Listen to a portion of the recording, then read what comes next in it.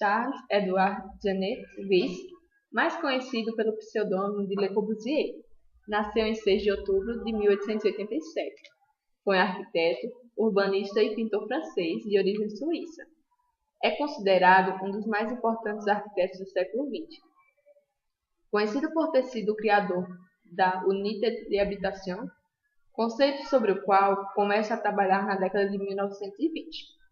Aos 29 anos, mudou-se para Paris, onde adaptou seu pseudônimo, inspirado no nome de seu avô materno, originário da região de Alpes.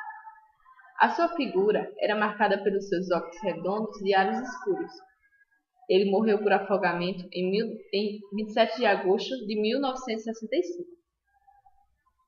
Durante sua formação como design e gravador na Escola Local de Artes e Ofícios, Le Corbusier se envolveu com as últimas fases do movimento Arts and Crafts, Artes e Ofícios.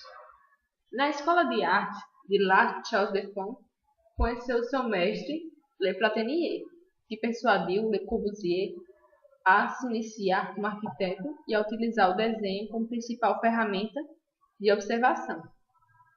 Le Platinier via a natureza como principal fonte de inspiração para o artista decorador. Sua primeira casa, a Villa Fallot, é resultado das influências de Le Platinier. Seu estilo vernáculo era uma variação das casas de sua cidade natal, e seus elementos decorativos derivavam da flora e da fauna da região. O primeiro projeto de Le Corbusier, aos 17 anos, a Villa Fallot, explora a modelagem da forma e a riqueza do tratamento das superfícies. Os materiais e temas locais foram explorados em sua plenitude, em termos de padronagem e textura diretamente inspirados nos estudos da natureza feitos por Corot, que transformou as formas naturais em ornamentos decorativos.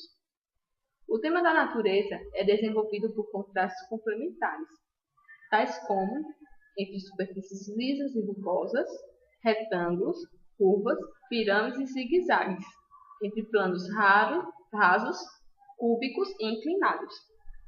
Inspirados por seus croquis, elementos naturais foram progressivamente estilizados para formar elementos decorativos.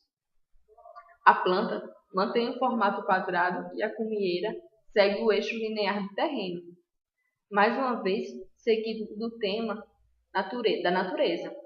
A empena oeste remete ao perfil do pinheiro.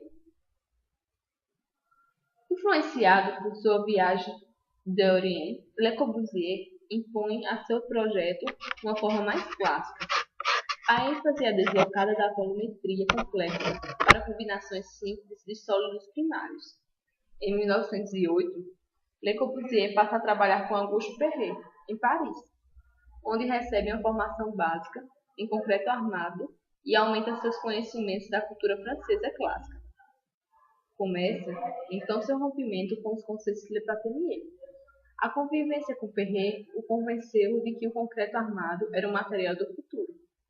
Uma das grandes vantagens que via no sistema estava na possibilidade de ter formas padronizadas para a construção, tais como as linhas de produção da indústria automobilística.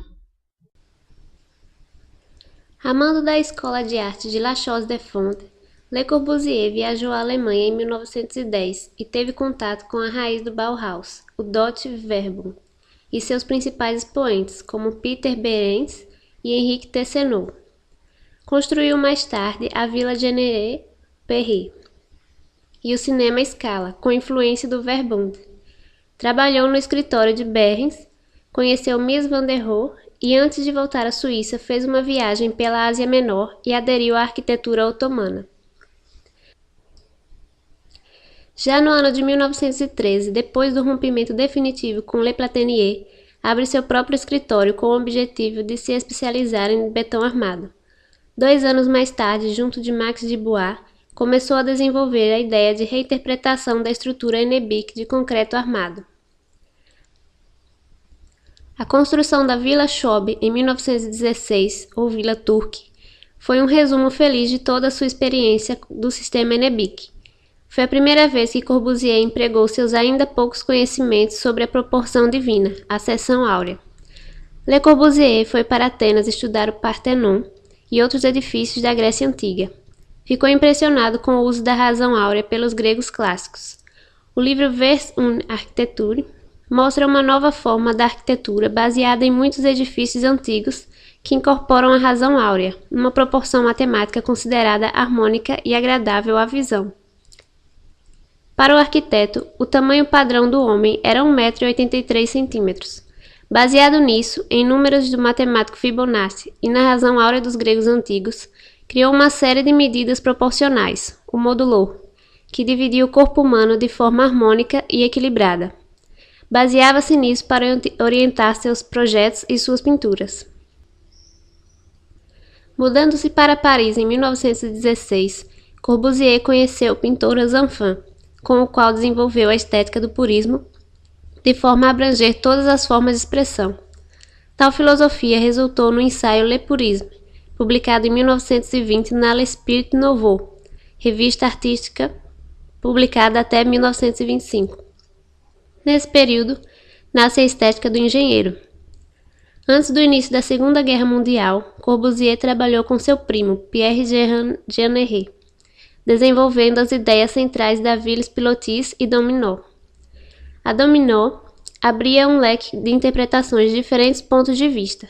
Ao mesmo tempo que era considerado um recurso de produção, era também um jogo com a palavra dominó, com suas colunas livres e postas dentro de uma simetria. Com tal efeito da Maison, Corbusier desejava ver essa obra como um objeto a ser produzido em escala. Em 1922, a partir do ideal da Maison Dominó, mas com melhorias, vieram a Maison Citroën e a Ville Contemporaine. A Citroën surgiu com o pé direito duplo com um mezanino dormitório para melhorar o aproveitamento da entrada da luz solar.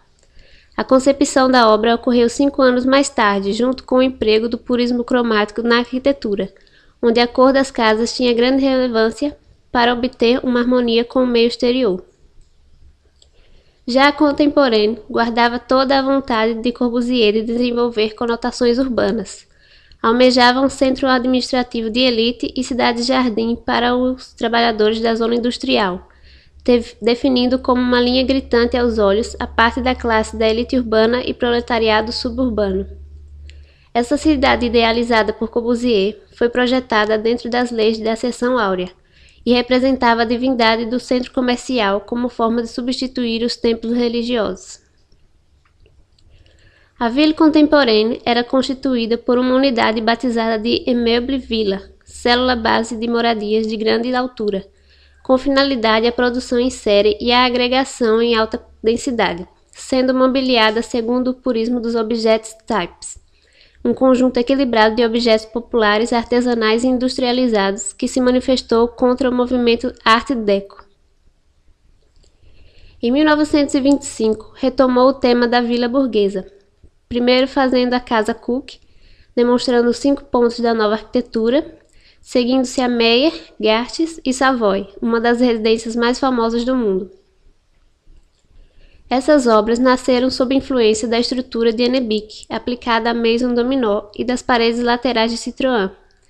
Todas elas dependiam da sintaxe de 5 pontos, os quais foram os legados mais importantes de Corbusier sobre a nova arquitetura. A construção sob pilotis. Os pilotis podem ser considerados como um sistema construtivo baseado na sustentação de uma edificação através de uma grelha de pilares ou colunas em seu pavimento térreo.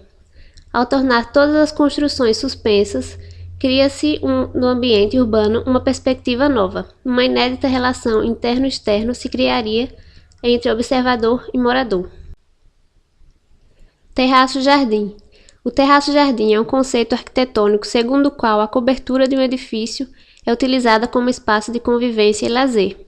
O terraço-jardim pode conter, de fato, um jardim, como ele é popularmente imaginado, repleto de vegetação, ou pode ser constituído de espaços abertos e elementos construídos, como um solário. Sua ideia foi a de recuperar aos cidadãos o espaço ocupado pela construção, espaço subtraído ao solo, na cobertura do edifício. Planta livre de estrutura. A definição de espaços internos não mais estaria atrelada à concepção estrutural. O uso de sistemas viga-pilar em grelhas ortogonais geraria a flexibilidade necessária para a melhor definição espacial interna possível, ou seja, o uso de uma estrutura independente permite a livre locação das paredes, já que essas não mais precisam exercer a função estrutural. Fachada livre da estrutura. Segundo o conceito, a fachada livre é a fachada com abertura máxima, podendo ser utilizado o vidro, um elemento vazado como fechamento ou mesmo um vão aberto.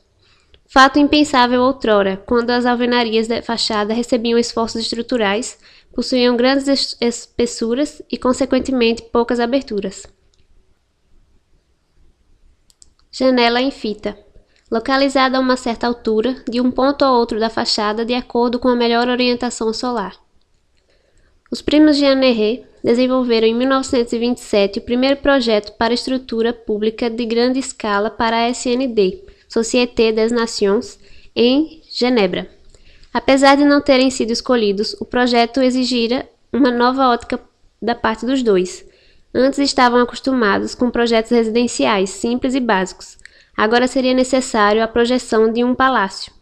Esse evento na vida de Le Corbusier foi como um divisor de águas por ser o clímax do arquiteto e, ao mesmo tempo, a primeira crise na carreira.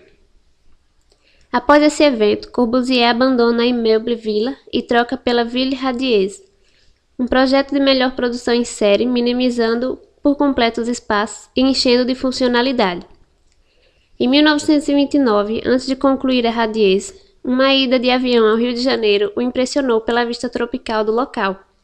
Logo imaginou uma longa estrada à beira-mar, 100 metros acima do terreno, dando espaço proposital para a feitura de residências. Essa mega estrutura, a última nessa escala, recebeu o nome de Obus e foi concretizada em Argel. Algumas passagens pela Rússia em 1930 e seu contato com as moradias do país influenciaram na criação de sua cidade industrial, que em 1940 foram reformuladas e deram origem à Unité d'Habitation, uma das mais conhecidas obras de Corbusier, que foi construída 5 vezes em 3 locais diferentes. A construção permitiu o emprego do sistema modulor.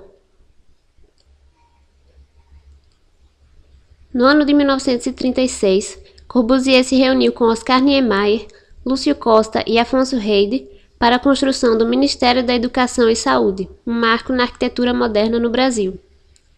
A década de 50, anos que guardam o maior número de projetos arquitetônicos do artista, guarda também um ícone de sua arquitetura, a Capela de Notre-Dame de Rouen, a primeira obra religiosa de Le Corbusier.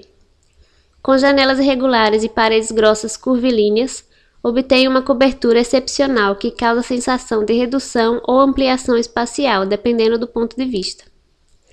Outras obras de grande impacto compreendidas nessa época são os edifícios que deixou na Índia, sendo o representante principal o Palácio da Assembleia de Chandigarh, entre tantos outros. Além disso, publicou diversos livros que são referência para estudantes e profissionais da área de arquitetura e urbanismo até os dias atuais. Também projetou peças de mobiliário com design excepcionais, com destaque para Chaise Longue. Le Corbusier faleceu em 27 de agosto de 1965 por afogamento no mar Mediterrâneo. Deixou mais de 500 quadros, mais de 40 publicações de textos, artigos e livros, sendo a mais importante a Vers une Architecture, e inúmeras obras de arquitetura, sendo por volta de 20 consideradas monumento histórico e quase todas abertas à visitação pública.